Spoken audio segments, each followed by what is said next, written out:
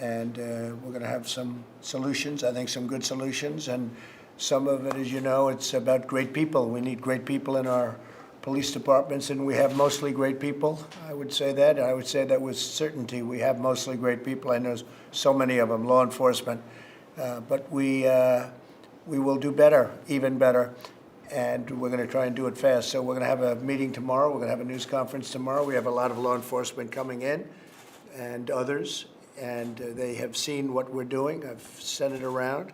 I've asked for suggestions from different groups, in particular the sheriffs, and I've sent it to our Attorney General, and I think, Bill, you've gone to some of your people with it and shown it. I think it's pretty comprehensive.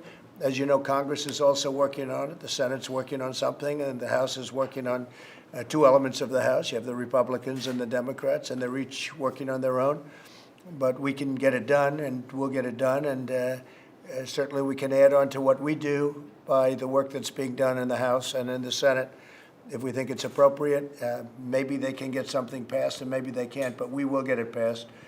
And it's got to be passed by one person, and the person's me, so we're going to be signing it tomorrow, and we'll have a news conference at some point in the day at the Rose Garden or maybe in front of the White House at a different location that you know very well, the steps, and we'll see you tomorrow.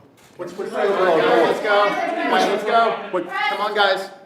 What's the overall goal of the executive order and all of these reforms? So the overall goal is we want law and order, and we want it done fairly, justly. We want it done safely, but we want law and order. This is about law and order, but it's about justice also, and it's about safety.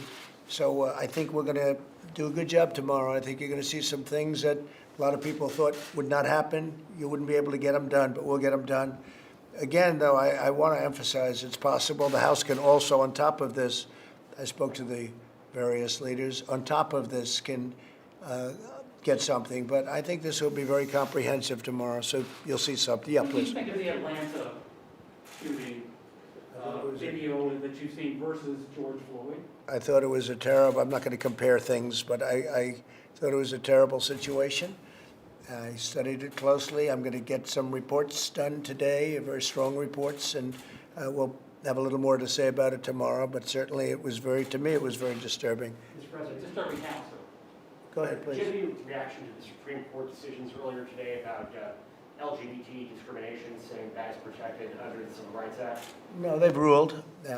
I've read the decision, and some people were surprised, but they've ruled, and we live with their decision. That's what it's all about. We live with the decision of the Supreme Court. Very powerful, a very powerful decision, actually. But they have so ruled. Please, go ahead. Mr. President, can you react to the FDA's decision today to withdraw its recommendation for hydroxychloroquine and another malaria drug, saying it's no longer considered reasonable as a useful treatment for COVID? I don't know. I'd like to ask Alex maybe to discuss that. Sure. So just to clarify your statement there, I don't think was quite accurate in what the FDA's action was. The FDA, at the request of BARDA, which is an agency within HHS, withdrew an emergency use authorization for product that we had acquired into the national stockpile by donation from Bayer of chloroquine that was manufactured in Pakistan, and the EUA, the emergency use authorization, was restricted for hospital use, inpatient hospital use of the product. With the FDA finding that they don't see enough data to support hospital-based use for those who are the most extreme cases of patients who've been hospitalized, they took that restriction off. They took the emergency use authorization off. At this point, hydroxychloroquine and chloroquine are just like any other approved drug in the United States. They may be used in hospital, they may be used in outpatient, they may be used at home, all subject to a doctor's prescription.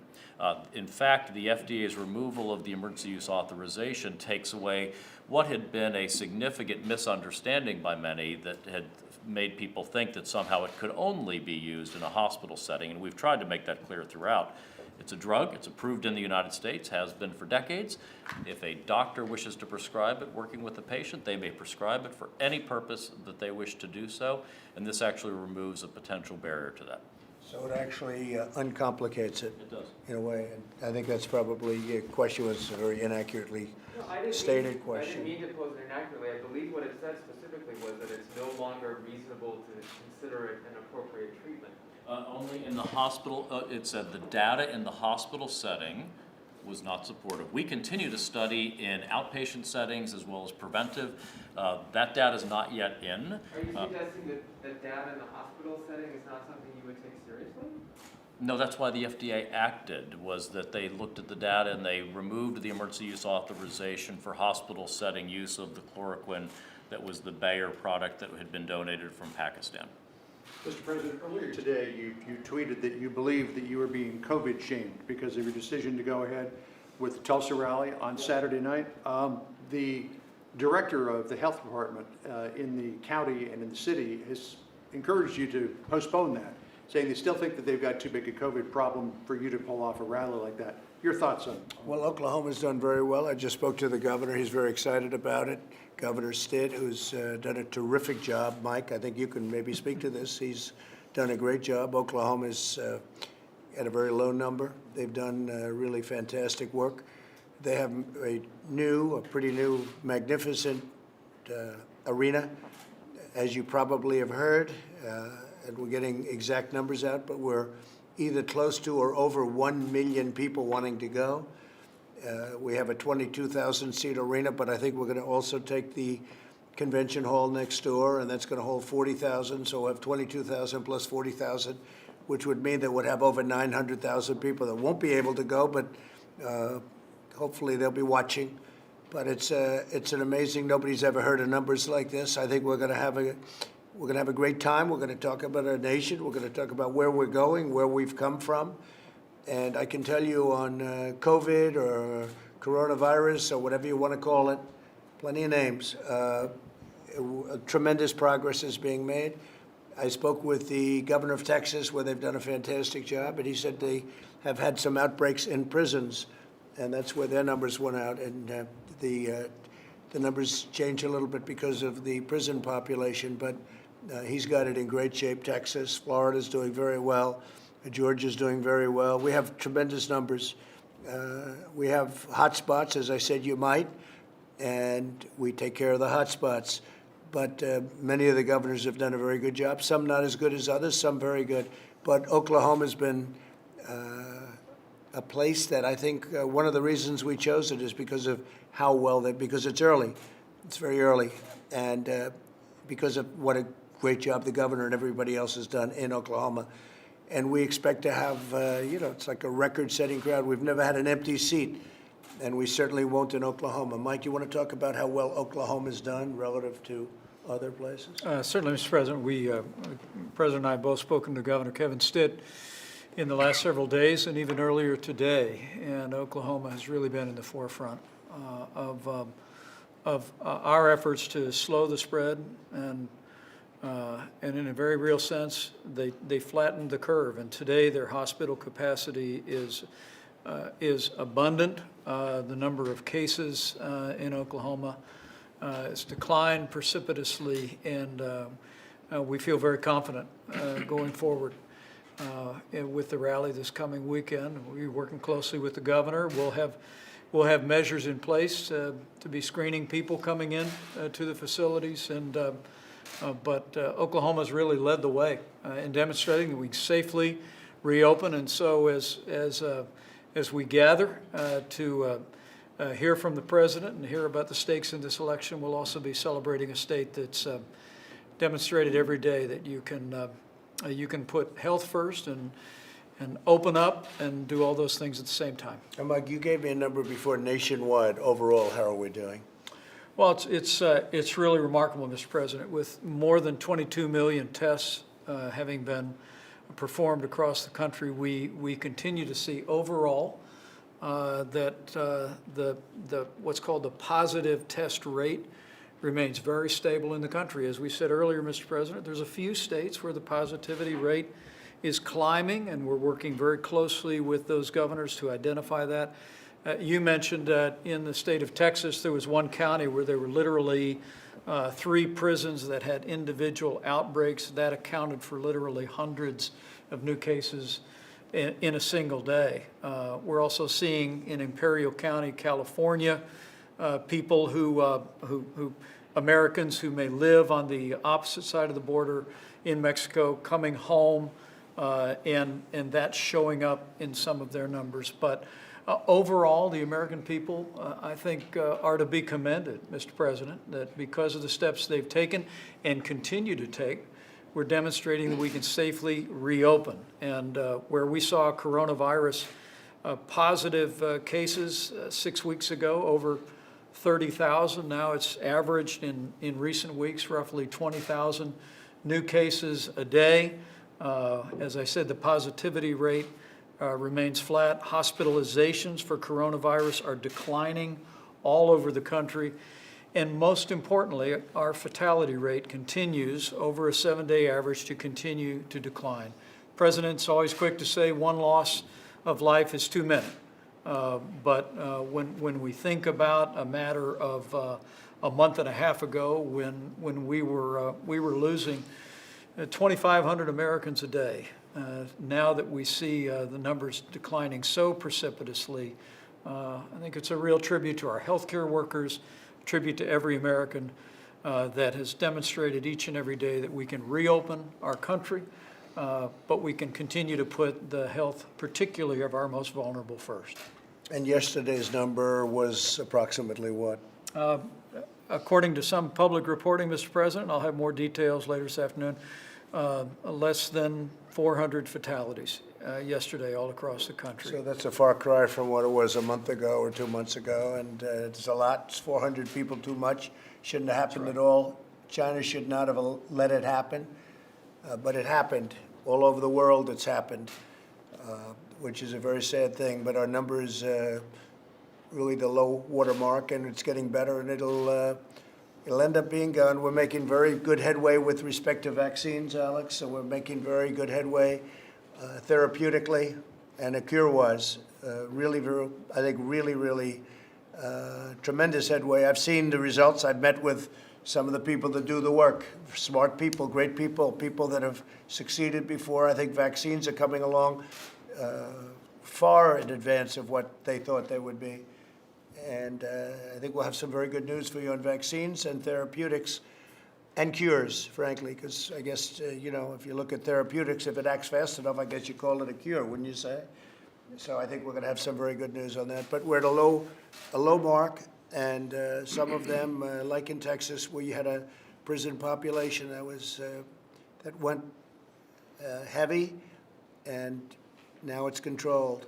So we understand the disease. We've learned. I was with the governor of New Jersey the other night, and we had a great talk about economic development, and we're going to be doing a big bridge that they've been looking for, I guess he said, since 1918 they've been looking to redo it. So that's a long time. But and we've agreed to do that. It's about $900 million. But he had mentioned 2,500 deaths, or 12,500 deaths. 12,500 deaths, and out of that, there was one death under 18. I said, say it again. So it was over 12,000, I guess the exact number was 12,500. And they did the study from that point, and out of that, one death was under the age of 18, which is pretty amazing. I knew it was, which tells me the schools hopefully are going to be back in the fall. They're going to be back in full blast. But the young people, they have very strong immune systems. I imagine that's the reason. But they've come out of this at a level that's really inconceivable. By the way, the regular flu, other flus, other things, SARS or H1N1, any of them, if you look at the young people, they were affected like everybody else. But for whatever reason, with respect to COVID, the numbers are very, very low. So, yeah, please. Mr. President, are you still sending hydroxychloroquine to Brazil and other countries? Yeah, he's asked for it, and we're sending it. Well, I can't complain about it. I took it for 2 weeks, and here we are. And we've had some great studies. I didn't know about the report that Jeff asked about, or the statement, but we've had some great reports coming out of France, coming out of Spain, coming out of other places. The only place we don't get necessarily reports are coming out of Alex's agency or wherever they come from. I don't understand that, Alex. What is it exactly? Because I have had so many people that were so thrilled with the results from hydroxy. So what is that exactly? Well, at your direction, we continue to study, especially in earlier phase. So a lot of the data that has come out that was more negative was people who were quite ill in the hospital. People that were like seriously ill, yeah. like they weren't going to make it. Let's give them a little hydroxy, and then they don't make it, and they say, oh, wow, maybe the president was wrong. All I know is that we've had some tremendous reports. I've had a lot of people tell me that they think it saved their lives. You know, the one woman who's a fantastic woman, the representative from Detroit, she was fantastic. But there are many people like that say the same thing. So I don't know, but I took it and I felt good about taking it. I don't know if it had an impact, but it certainly didn't hurt me. I feel good. And Mr. President. Mr. President, Yeah. the House Republicans today, they are asking you to reverse your decision on terminating the relationship with the WHO. Would you consider that? I don't know. I have to see what they're asking. I have no idea what they're asking. It was after an investigation. I have no idea what they're asking. But I'll take a look. The World Health Organization has been very disappointing. To the world, they've been disappointing. And we, as you know, paid $450 million and close to $500 million on some years. But for years and years, we paid far more than anybody else. And they've been a puppet of China. And so, no, I'm not reconsidering unless they get their act together. And I'm not sure they can at this point, but maybe certainly over the years they might. But they have been a disaster. They were wrong on every call, including when I said we're going to close up the United States to people coming in from China, where China was heavily infected at that time and possibly still is. And I closed it, and that was a wise decision. There were a lot of people, even on the other side, the enemy, we'll call them the enemy. They said that was an incredible decision. I don't know how Trump made that decision, but he made that decision, and we saved thousands of lives, hundreds of thousands of lives. Yeah, go ahead. Mr. President, just on a separate issue. I apologize. Mr. President, can you say why you're suing John Bolton to prevent publishing his book? Well, I don't know. I'd have to ask the Attorney General, but I will say if he's doing a book, I think it's totally inappropriate that he does a book. I think a guy, I gave him a break. He couldn't get Senate confirmed. He was never Senate confirmed the first time. I don't think he's supposed to even be calling himself an ambassador because he couldn't get Senate confirmed. He got in through a little trick, and he was there for a fairly short period of time. I put him here because he couldn't get Senate confirmed. This was a non-Senate confirmed position, as you know. He stayed for a short while, and I felt that it was not appropriate that he stay any longer. I wasn't impressed. And somebody said he went out and wrote a book. If he wrote a book, I can't imagine that he can, because that's highly classified information. Even conversations with me, they're highly classified. I told that to the Attorney General before. I will consider every conversation with me as president highly classified. So that would mean that if he wrote a book, and if the book gets out, he's broken the law. And I would think that he would have criminal problems. I hope so. Otherwise, I mean, they put a sailor in jail because he sent a photograph of his bed and an engine of an old submarine. And if this guy's writing things about conversations or about anything, and maybe he's not telling the truth. He's been known not to tell the truth a lot. So we'll have to see what the book is all about. But, you know, a lot of people are upset with him for writing a book. A lot of people are very angry with him for writing a book. But it's up to the Attorney General. Bill, do you have anything to say about it? Well, people who come to work in the government and have access to sensitive information generally sign an agreement that says that when they leave government, if they write something that draws on or might reflect some of the information they've had access to, they have to go through a clearance process before they can publish the book. And we don't believe that Bolton went through that process, hasn't completed the process, and therefore is in violation of that agreement. So what is the DOJ doing? And that's criminal liability, by the way, you're talking about. You're not talking about like he's got to return $3 that he made on a book. That's called criminal liability. That's a big thing.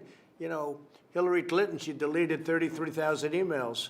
And if we ever found out what those emails say, she would have had a liability. That's what you have. You have liability.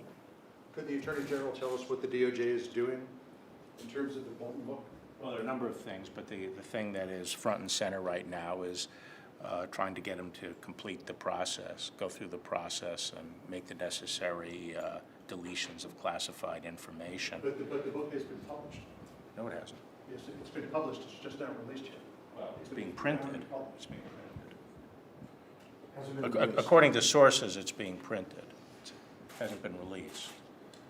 So are you going to court to try to stop? I said what we were doing was try to get him to complete the clearance process that's required.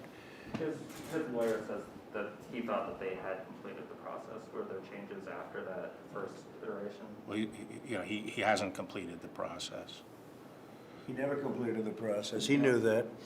This is And, unprecedented, really, because I don't know of any book that's been published so quickly while,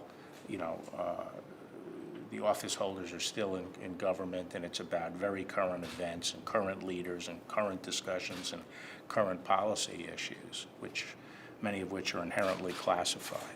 Have you read the book, sir? I have not read it, no. I haven't seen it. Mr. I haven't President, seen it. But he knows, and he was advised not to write it, and he was advised very strongly not to write it until it's cleared. And he couldn't wait, and we'll see what happens. But I think he's got, personally, I would imagine he has,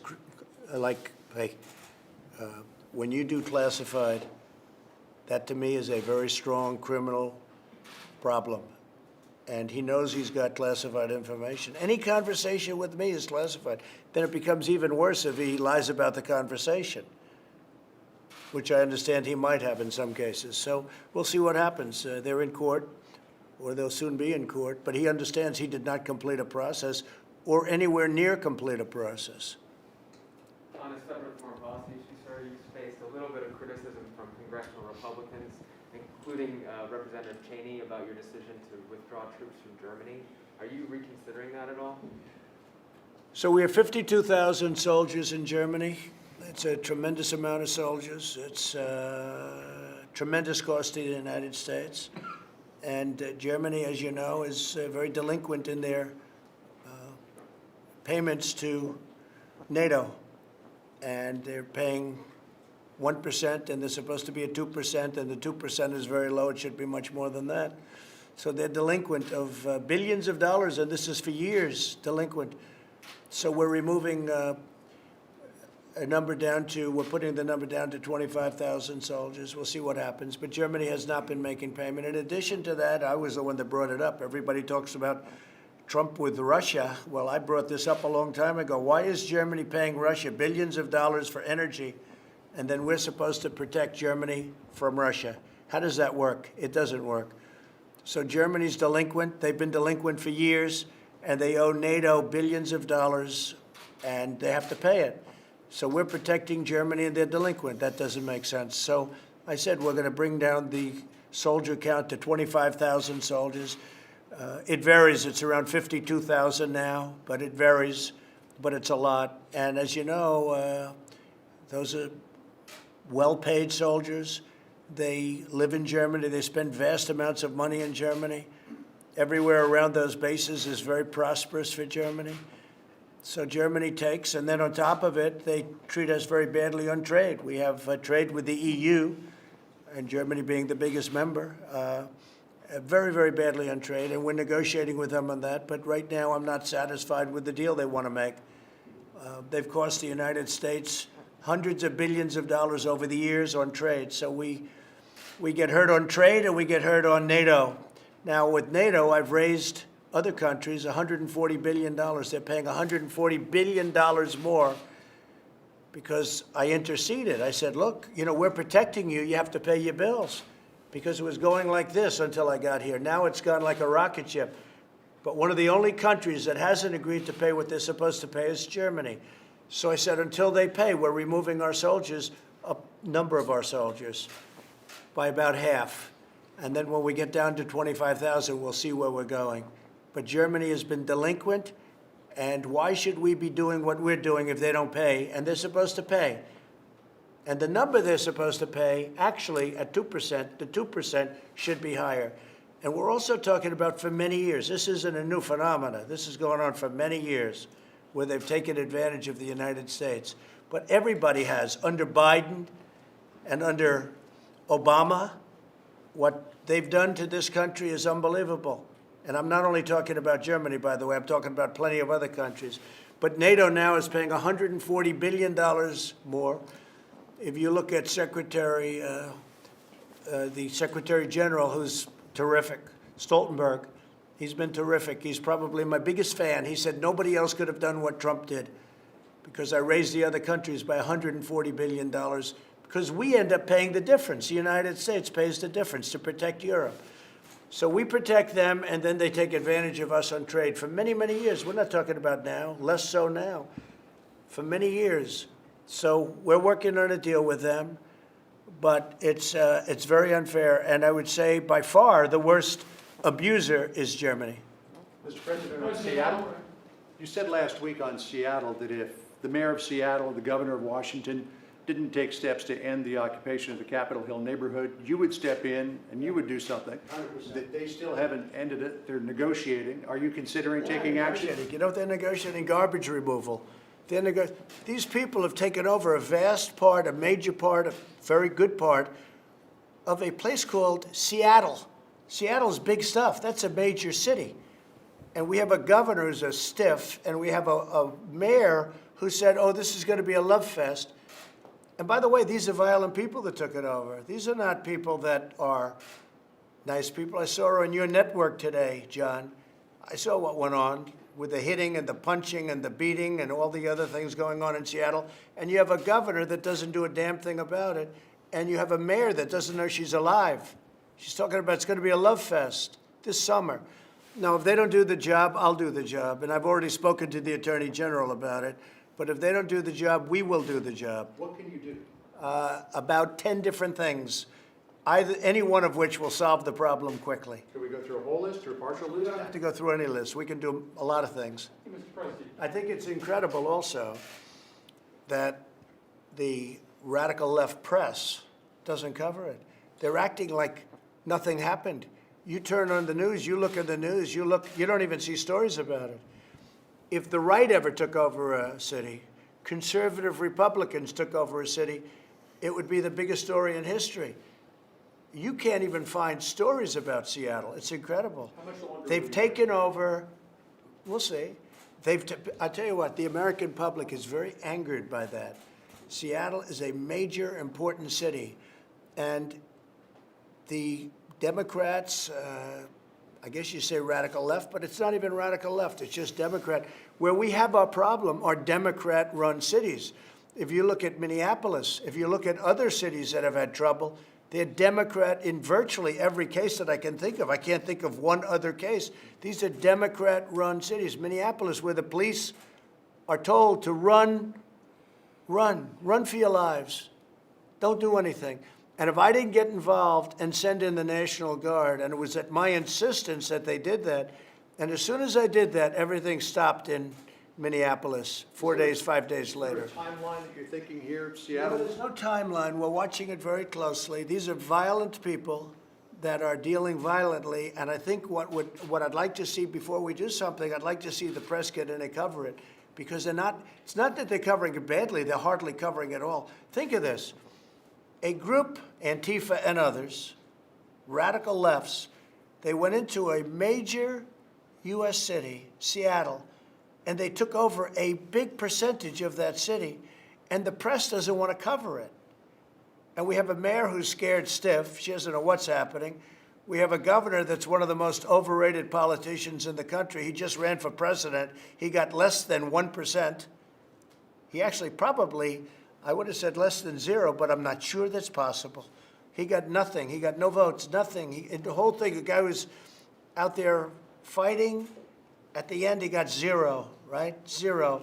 So he failed. And now he goes back, and they take over a city, and he doesn't say anything about it. Worse, he said he didn't hear it. A day later, he said, I didn't hear anything about it. They took over a city, Seattle, and he said, I didn't hear anything about it. So look, the governor has to call out the troops, do what he has to do, has to call out the National Guard, has to do something. Because, you know, the problem with what happened in Seattle is it spreads. And all of a sudden they'll say, let's do some other city, and let's do another one. And we're not going to let it happen. So timing-wise, hey, we're all set to go. We're watching the process. But the most amazing thing about the process is how the fake news media doesn't want to cover it. To me, that's the most amazing thing. Thank you all very much. I appreciate it. Thank you. Saturday night will be a big night. That's a big night. I hope you're all going to be there. It's going to be very big. Thank you. Thank you. Let's go, guys.